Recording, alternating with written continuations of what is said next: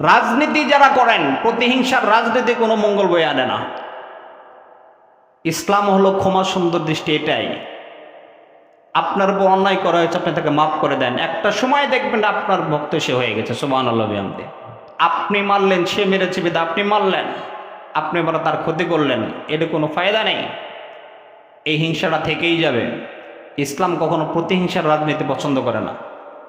আল্লাহর পয়গম্বর যখন 15 জন ব্যক্তি ছাড়া যারা আছে এদেরকে মাফ করে দাও, কিন্তু এই 15 জনকে যেখানেই পাবে সেখানে হত্যা করো।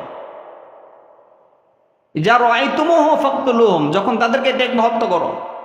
এদের ভিতরে ওয়াহশী রাদিয়াল্লাহু তাআলা ছিলেন চালাক।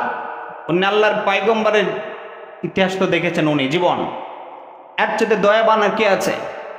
চলে আসছেন আল্লাহর পয়গম্বরের দরবারে, ইয়া রাসূলুল্লাহ, ইয়া হাবিবাল্লাহ, আমি ইসলাম গ্রহণ করতে চাই। সুবহানাল্লাহ বিহামদিহি, আমি ইসলাম গ্রহণ করব। আল্লাহ রাসূল বলেন, তাকে কালিমা পড়ালেন, শাহাদাত পড়ায় দিয়ে ইসলাম গ্রহণ করালেন। একটা শর্ত দিলেন, ওয়াহশী খবরদার, এরপরে পরবর্তী সময় যখন আমার সামনে আসবে আমার চোখের সামনে খুব কম বসবা।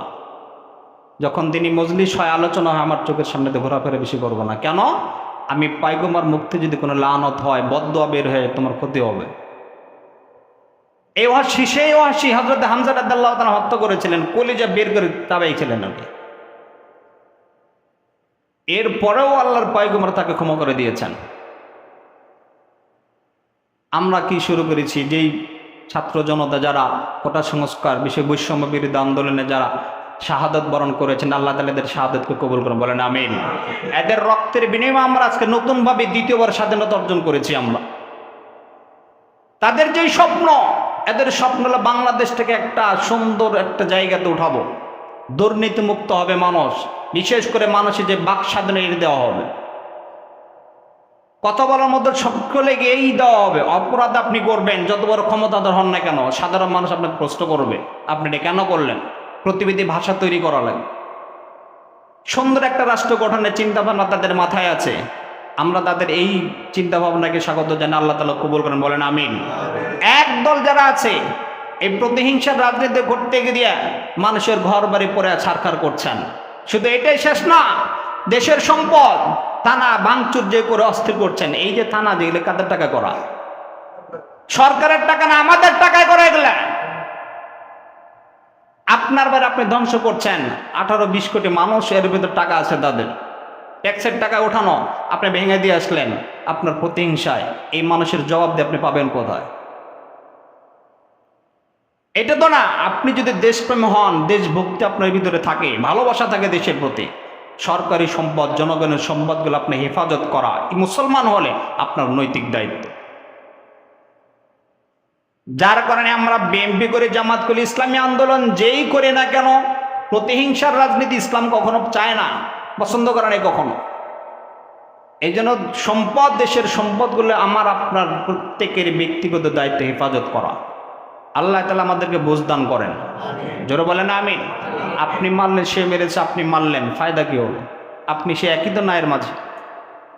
এই জন্য বিশেষ করে সংখ্যালঘু যারা ছিলেন, এখন যারা আছে আমাদের সংখ্যালঘু, অর্থাৎ যারা সংখ্যায় কম, কিন্তু এরা তো বাঙালি, বাংলাদেশের জন্ম এদের, যাদের বাংলাদেশের জন্ম এরাই বাঙালি।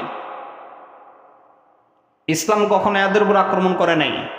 যুদ্ধের ময়দানে যখন আল্লাহ রাসূল কোথাও যুদ্ধ পরিচালনায় গেছেন, বলে দিয়েছেন কোন পুরোহিত যারা ছিলেন, ধর্মের যারা যাজক, এদের উপর খবরদার আক্রমণ করবা না। কোনো উপাসনালয় যেখানে আছে এখানে আক্রমণ করবা না।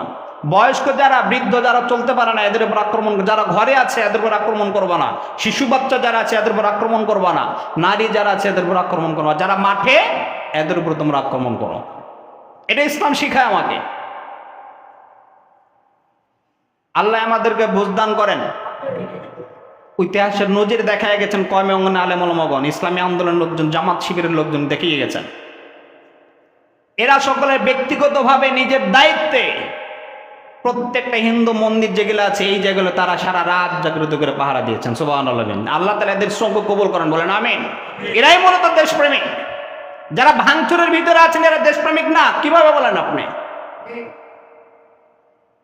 কিভাবে এটা বলেন? এই জন্য এখানে যারা আছেন সকলের কাছে একটা উদাত্ত আহ্বান, দেশের সম্পদ আমরা রক্ষা করবো ইনশাল্লাহ, যদি নিজেকে দেশপ্রেমিক মনে করেন।